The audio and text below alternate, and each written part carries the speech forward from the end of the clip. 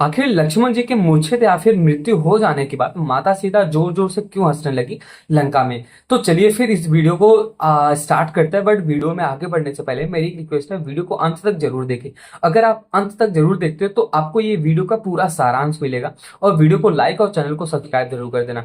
तो आपको भी पता होगा कि जब श्री रामचंद्र जी को कह सकते हो वन गमन हुआ था, वन 14 साल के लिए वन हुआ था, तो उसमें लक्ष्मण जी और माता सीता भी थी। तो जब 14 साल का वन हुआ तो लक्ष्मण जी अपने माता और अपनी धर्म पत्नी उर्मिला जी से परमिशन लेता है कि मैं भी अपने भाई श्री रामचंद्र जी के साथ जाना चाहता हूँ वनवास के लिए। तो उनकी माता और उनकी धर्म पत्नी दोनों लोग ने आशीर्वाद दिया और ऐसा कहा कि आप धर्म के रास्ते पे ही जा रहे हो, और आप अपने बड़े भैया श्री रामचंद्र जी की सेवा के लिए जा रहे हो, तो आप तत्पर रहो। अपने भाई की सेवा करना ये धर्म की ही बात है और आप जा सकते हो। तो 14 साल का जो वन था वो बहुत ही कठिन था, मतलब बहुत ही ज्यादा दुखमयी था। तो इसके बीच आपको भी पता ही होगा कि माता सीता का हरण हुआ। हरण होने के बाद जब श्री रामचंद्र जी ने समंदर में जब नल और नील और हनुमान जी और अंगद के साथ पूरा एक बड़ा सा ब्रिज बनाया, तो माता सीता की खोज के लिए, तो वहां पे सबको पता चला कि माता सीता एक्चुअली लंका में ही।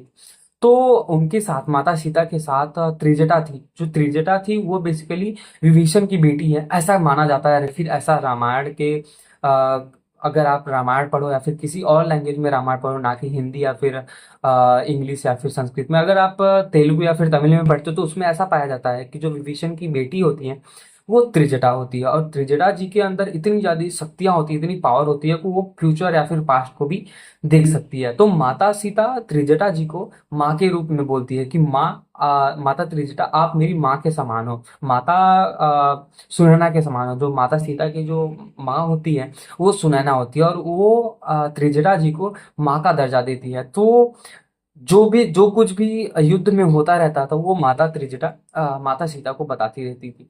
हर एक चीज, मतलब हनुमान जी आए हैं और उसका संकेत भी माता सीता को त्रिजटा ने दिया था। अंगद जी जब आए थे अपना पैर जमाने के लिए, या फिर आपको भी पता होगा अगर आपने रामायण देखा होगा, तो वहां पे जब अंगद जी आए थे उसका भी संकेत माता त्रिजटा ने माता सीता को दिया था। और ऐसे ही बहुत सारे ऐसे कह सकते हैं युद्ध हुए जिसमें विभीषण, मेघनाथ, सब लोग मतलब उस युद्ध में जाते थे और कैसा कैसा परफॉर्मेंस उनका रहता था, किसको क्षति पहुंचाते थे, कौन किसको ज्यादा क्षति होता था। श्री रामचंद्र जी को भी जैसा मेघनाथ ने रामचंद्र जी और लक्ष्मण दोनों को नाग फांस से बांध दिया था। तो ये भी माता सीता को त्रिजटा जी ने बताया था। और ऐसे ही जब लक्ष्मण जी मूर्छित हुए तब भी माता त्रिजटा ने लक्ष्मण जी के ये मूर्छित होने की खबर माता सीता को दिया था। अब ये जैसे ही माता सीता ने ये सुना कि लक्ष्मण जी अभी मूर्छित हो गए हैं, वो भी मेघनाथ के बाणों से, तब कुछ ऐसा हुआ कि आप भी बिलीव नहीं करोगे, आप भी ट्रस्ट नहीं करोगे। माता सीता वहां पे जोर जोर से हंसने लगी। अब हंसने का रीजन तो एक ही था, क्योंकि माता सीता जी उनको पता था कि लक्ष्मण कोई आम इंसान तो है नहीं, कि एक मेघनाथ के छोटे से बाण या फिर छोटे से तीर से लक्ष्मण जी को मूर्छा आ जाए, या फिर वो उनकी मृत्यु हो जाए, या फिर वो मूर्छित हो जाए। इस बात को जब माता त्रिजटा ने माता सीता से पूछा कि आप पुत्री आप क्यों ऐसा हंस रही हो, मतलब माता त्रिजटा जो थी वो माता सीता को पुत्री ही बोलती थी। तो जब त्रिजटा ने ऐसा बोला कि सीते आप ऐसा क्यों हंस रहे हो, तब वहां पे माता सीता ने ऐसा बोला कि जो लक्ष्मण है वो स्वयं शेषनाग के अवतार है, स्वयं भगवान विष्णु के अवतार है। तो आप खुद सोचिए, भगवान विष्णु को कोई क्षति पहुंचा सकता है या फिर उनको कोई मूर्छित कर सकता है। तो वहां पे त्रिजटा जी बोलती है कि ये चीज तो मुझे पता ही है, बट मैं तो आपको जस्ट संकेत दे रही थी कि मेघनाथ ने लक्ष्मण जी को मूर्छित कर दिया है कुछ टाइम के लिए। और फिर वहां पे माता सीता स्वयं बोलती है कि मैंने लक्ष्मण जी को खुद आशीर्वाद दिया है कि वो अमर रहेंगे, अजर अमर रहेंगे, और उनको कोई भी क्षति नहीं पहुंचा सकता और उनको कोई मार नहीं सकता, इवन को किसी भी बाण से। और सबसे खास बात तो ये, जब लक्ष्मण जी, माता सीता और रामचंद्र जी जब तीनों लोग साथ में थे, मतलब जो इनका वनवास था वो लगभग 14 साल का था, लगभग क्या पूरा 14 साल का था। 14 साल में ये लोग 13 साल 6 महीने के आसपास थे, ये तीनों लोग साथ में थे। बट माता सीता लगभग 3 महीने या 2 महीने के लिए लास्ट में रावण ने हरण किया था। अब ये जो रावण ने हरण किया था, इसके पहले मतलब 13 साल में जो कुछ भी हुआ था, इसमें रामचंद्र जी और लक्ष्मण जी, ये लोग अलग अलग अनेक अनेक महर्षि महामुनि के पास गए थे, और अलग अलग अनेक प्रकार के तीर धनुष बाण लिया था और आशीर्वाद भी लिया था। उनमें से कुछ लोग तो ऐसे थे जिन्होंने माता सीता को आशीर्वाद दिया था कि आप ये जो कपड़े पहन रहे हो ये कभी भी मलिन नहीं होंगे, कभी भी गंदे नहीं होंगे। ठीक वैसे ही लक्ष्मण जी को भी आशीर्वाद दिया था कि आप जो ये तीर धनुष यूज करोगे, इसमें से ये पूरे तरकस में से कभी भी तीर खाली नहीं जाएगा। ऐसे ही रामचंद्र जी को भी आशीर्वाद दिया था। कुछ ऐसे कहा जाता है कि लक्ष्मण जी को एक ऐसा तलवार दिया गया था जिससे लक्ष्मण जी ने रावण की बहन शूर्पणखा का नाक काटा था। तो ठीक ऐसे ही जब आशीर्वाद मिला, तब वहां पे माता सीता जोर जोर से हंसने लगी, क्योंकि उनको पता था कि इन लोगों को ऐसा आशीर्वाद मिला है कि कोई भी इंसान इनको मूर्छित नहीं कर सकता या फिर मार नहीं सकता। तब वहां पे माता सीता सब पूरी बात माता त्रिजटा को बताती है, और ऐसा कहती है कि लक्ष्मण कोई आम इंसान तो है नहीं कि जो कोई अगर तीर से मार दे, नॉर्मल तीर से, और वो मूर्छित हो जाए। तब वहां पे माता त्रिजटा ने भी विश्वास किया कि सच में जो लक्ष्मण जी है वो स्वयं शेषनाग के अवतार है।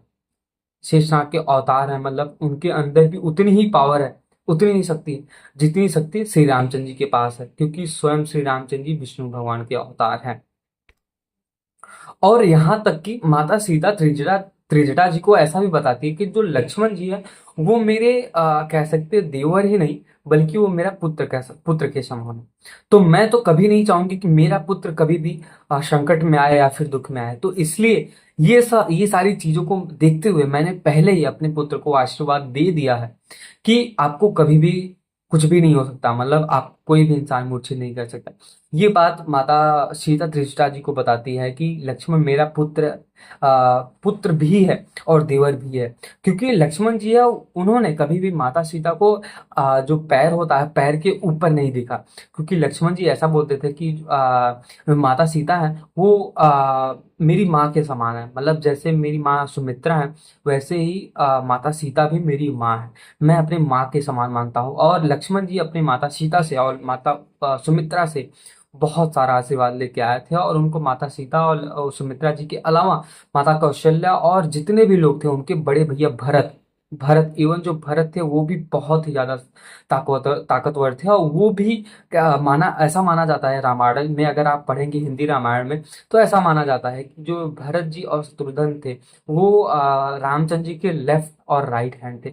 तो भगवान भरत जी को भी भगवान माना जाता है, और भगवान भरत जी ने भी लक्ष्मण जी को आशीर्वाद ऐसा दिया था कि आपको कभी भी कुछ भी नहीं हो सकता है। और ऐसे बहुत सारे ऐसे आशीर्वाद थे जो लक्ष्मण जी को मिले थे। जब ये सेम चीजें माता सीता को पता चला कि लक्ष्मण जी अभी मूर्छित हो गए, तो उनको बेसिकली विश्वास ही नहीं हुआ था कि ऐसा तो कभी हो ही नहीं सकता।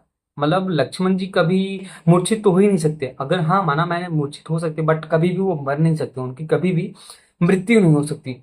तो ये सारी चीजें सुमित्रा जी को बताया। और सुमित्रा के अलावा जो उनके साथ राक्षसी अलग राक्षसी थी जो माता सीता को परेशान करती थी, जब सबसे पहले आई थी माता सीता को सब परेशान करती थी इसलिए कि ऐसा बोलती थी कि आप रावण की धर्मपत्नी बन जाओ और आप लंका की रानी बन जाओगी। तब वहां पे माता सीता ऐसा बोलती है कि मेरे लिए श्री रामचंद्र जी तीनों लोग के राजा हैं और तीनों लोग की रानी मैं हूँ उनके लिए। मुझे कोई भी शासन या फिर कह सकते हैं मुझे कोई भी राज सिंहासन नहीं चाहिए, ऐसा माता सीता ने बोला। तब और इसके साथ ही साथ जब त्रिजटा जी हैं वो जो राक्षसी सेना होता है उसमें जो पहरेदारी करती है, उनमें सबसे श्रेष्ठ त्रिजटा थी। तब वो त्रिजटा सबको बताती हैं, जो कह सकते हैं जो अलग राक्षसी थी उनको सबको बताती है कि ये स्वयं एक देवी की अवतार है। अगर आप इनको परेशान करोगे तो आप सोच सकते हो कि आपके साथ क्या होगा। आपके साथ क्या होगा आप सोच भी सकते हो, क्योंकि इनको ढूंढने के लिए इनके जो पति हैं श्री रामचंद्र जी, और इनके जो पुत्र है कह सकते हैं लक्ष्मण जी, वो निकल दिए हैं इनकी खोज में। अब आप सोचो कि आने वाले टाइम में अगर ये आएंगे, अगर आप इनको परेशान करते हो और इन्होंने अगर थोड़ा सा भी कंप्लेन कर दिया, तो आप लोगों की क्या हालत होगी आप लोग सोच भी नहीं सकते। क्योंकि तीनों लोग के कह सकते हैं रचयिता या फिर परम परमेश्वर श्री रामचंद्र जी इनके पति है, मतलब इनके हस्बैंड है। तो आप समझ ही सकते हो, अगर आप इनको परेशान करते हो खाली रावण के लिए, तुच्छ इंसान रावण के लिए, ऐसा नहीं कह सकते कि रावण एक तुच्छ इंसान था, बट अगर आप रावण के लिए इनको परेशान करते हो तो आप सोच सकते हो कि इनके जो पति देव हैं आपके साथ क्या करेंगे। आपके साथ ही साथ पूरी लंका को भी जला के राख कर देंगे। तो त्रिजरा जी ऐसा बोलते हैं कि मैं आप लोगों से रिक्वेस्ट करती हूँ कि इनको आप माता के समान मानो, और जितना हो सके आप इनको परेशान ना करो, इनकी बल्कि सेवा ही करो। अगर आप इनकी सेवा करते हो तो आपको फल मिलेगा और स्वर्ग की प्राप्ति होगी। क्योंकि अगर आने वाले टाइम में यहाँ पे कुछ लोग ऐसे आएंगे जो कह सकते हैं लंका को जलाकर राख कर देंगे। तो अगर आप इनकी सेवा करते हो तो आपका जो घर है वो बचा रहेगा और आप भी बचे रहोगे। तो अगर आप ये सब अच्छा चाहते हो तो आप माता सीता के साथ गलत मत करो। तो ठीक ये सारा चीज जब माता सीता सबको बताती है कि लक्ष्मण को कुछ भी नहीं हो सकता, क्योंकि लक्ष्मण स्वयं भगवान विष्णु के अवतार है, तब सबने एक्सेप्ट किया और सबने माना कि सच ये बात सच हो सकती है। तो अगर आपको ये वीडियो पसंद आया और अच्छा लगा हो, ये कंटेंट अच्छा लगा, तो वीडियो को लाइक जरूर कर देना, और अपने दोस्तों के साथ जरूर शेयर करना, और अपने पेरेंट्स के साथ अपने फैमिली में जरूर शेयर करना, ताकि सबको ये जानकारी पता चले और सबको ये जानकारी मिले। तो मिलते हैं अगले वीडियो में। वीडियो को लाइक जरूर कर देना और चैनल को सब्सक्राइब जरूर कर देना। तो थैंक यू सो मच यहाँ तक देखने के लिए।